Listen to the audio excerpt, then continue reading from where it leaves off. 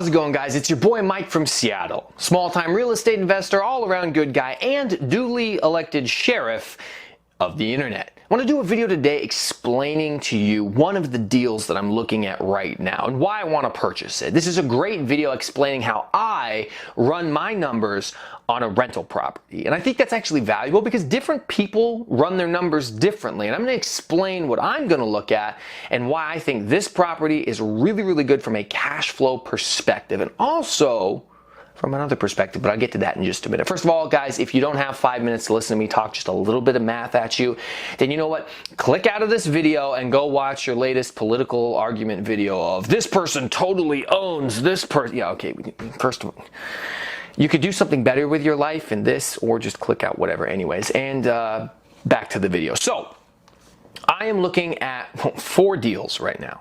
I hope to get all 4. I really hope at a minimum that at least I get 2 of them. But I've got the money set aside plus reserves to buy all 4. Now, I don't know if I'll get that lucky, but whatever. Anyways, I want to explain this one right here. It's in the Midwest in the same city that I just bought my second property for $60,000. This one came to me, and this is the importance of networking. A little quick aside real quick. It's extremely important to network, to try to build good relationships with everybody. So again, I was turned on to this market from my mentor, Mark.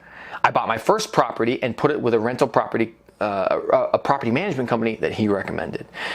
In talking with them, they let me know that they have other investors who own rental properties that are looking to sell some of those rental properties. I said, of course, I'm extremely interested. They said, we have some that are even willing to do seller financing. I said, cha-ching, cha-ching, I'm extremely interested. That's great.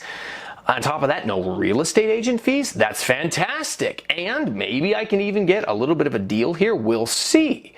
So I'm going to explain to you this deal. And this deal comes with 2 options. I can either go ahead and get a mortgage to buy it, or I can do seller financing. Now, I'm looking at the seller financing option, and I'll explain why in just a second. Let me tell you a little bit about the property. So the property is a 2-bedroom, 1-bath house with no garage but a basement. It's currently rented at $775 a month. The property management company thinks they can get the rent to $825, but again, I'm not concerned with that because it's not real to me until it happens. So $775 a month is the rent. They are asking $35,000 for this property. Now that's a really, really low price, and that's pretty common with a lot of cities in the Midwest, but let me explain what happened when I typed the address of this property into Realtor.com. It came up with an estimated value of $95,000. Now, I know Zillow, I know Realtor.com, I know that all these places are infamous for estimating high so that they can get interest and put you on hook you up with their real estate agents and collect a little kickback. So I am not willing to believe that they're accurate. That being said, though they usually estimate high, they're not 200% high. I mean, 35,000 to 95,000 is a $60,000 difference in what they think I can get for the property versus what it's being sold for. Now, why is that? Now, I understand wholesalers make their entire living specifically finding people who are distressed people who want to sell their property quickly. Now, that's not necessarily the case for this individual, but a little background on him. He's a 70-year-old gentleman who owns a lot of rentals, like I'm talking hundreds of rentals, and he wants to offload a whole bunch of them. Now, I'm a little bit wary because, well, maybe he's just offloading the ones that are crappy, and I don't want to buy myself a steaming pile of dog crap, you know, like my YouTube channel. I already have enough of that with my YouTube channel, so I'm trying to avoid more of it. But he's selling it for $35,000. Now, I went and looked at the history of the property on Realtor.com, and it sold in 2005 for $32,000. So he's selling it for $3,000 more than he bought. Now, maybe he is uneducated about what the potential price of the property could be. Maybe he didn't speak with a real estate agent. If he's 70 plus years old, there's a good chance that he's not a fan of technology and the internet. Maybe he never plugged the address into Realtor.com. Or maybe he really doesn't care about getting that much extra money for it because he cares more about the cash flow, which is why he's offering seller financing. And for those of you who don't know what seller financing is, I'll go ahead and do another video explaining it. Essentially, the seller acts as the bank. They keep the note and they say, you're going to pay me until you've paid me off, then you'll own the property. Instead of me going to a bank paying him in full, and then I pay the bank back, I'm just getting rid of the middleman and paying him until I own it, right? That's kind of the down and dirty with seller financing. So there's a bunch of reasons why he may not be asking what the full value of the property is. It could be that the property is not actually valued that much. I mean, really, Realtor.com could just be off by $60,000. I think it's a little unlikely that they're off that much, but it's possible. Anyways, $35,000 is the asking price. It's rented for $775 a month. Now, he does not want to do 30-year financing, which makes sense. He's 70 years old. Why would you want to do 30-year financing? You're probably not going to live to 100. Instead, he wants to do 15-year financing. And I can go as little as 10% down. Now, if you know anything about this type of financing, the less down you put, the bigger your monthly payment. The shorter your mortgage is amortized over, the bigger your monthly payment. That's why 30 years is advantageous to 15 years, because you can make smaller payments and have better cash flow. Now, as Michael Zuber always says, if cash flow is an issue for you, just put more money down. If 20% doesn't work, put 30%. If 30% doesn't work, put 40%. There's nothing wrong with that, other than maybe if you didn't have to put that much down, you could have bought another property with some of that initial startup money. But that is how you fix the cash flow issue. So I am calculating this property at 20% down. I'm going to run the numbers with you real quick. So my 20% down payment on a $35,000 property is $7,000, right? And that's not too bad. $7,000 to buy it. I'm thinking it's going to be pretty darn close to $7,000 just to buy the property, okay? My estimated mortgage, taxes, and insurance on the house, it's estimated at $282 a month.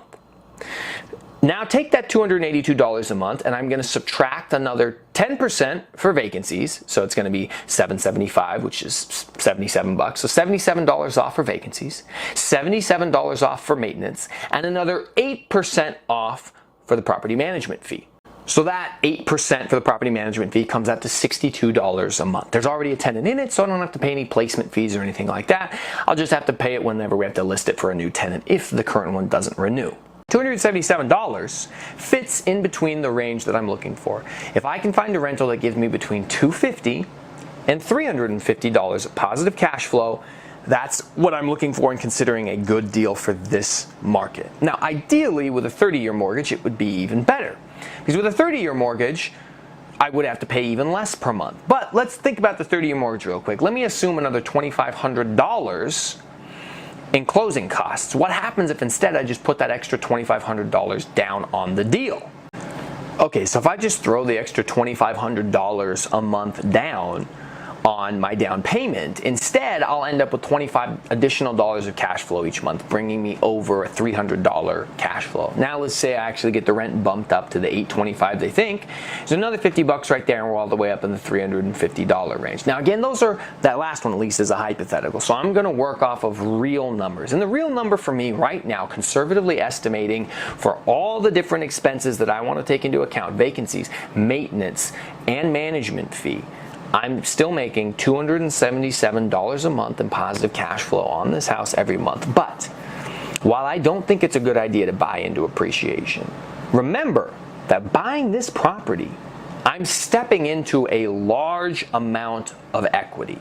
So much equity, as an estimate from Realtor.com, that it's over 2.5 times what I'm paying for. Is that correct? Yeah, I think so.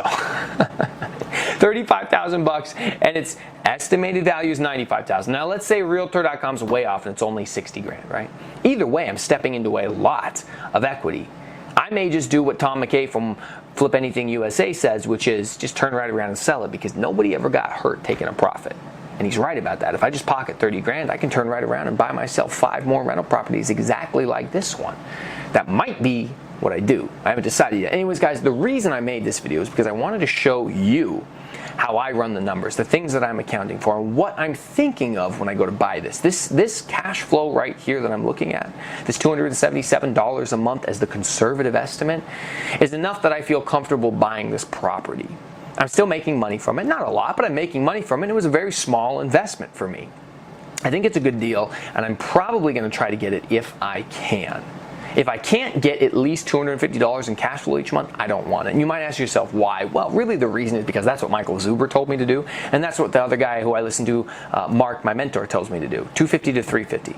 If you get below that $250 mark, you're getting an awful close to $0 in cash flow, which sounds like you're getting a little too close to an alligator property. And remember, an alligator property is a property that you have to feed every month because it's negatively cash flowing. And if you lie to yourself and say, well, the 10% for vacancies and maintenance, I guess I can count that as my positive cash flow, don't do it, because your property will go vacant. there will be things that break. That 10% for vacancies and 10% for maintenance gets set aside and never touched until something breaks or when the vacancies happen. That's how you keep your property honest and you don't fudge things with Excel spreadsheets. Guys, I hope this video was helpful.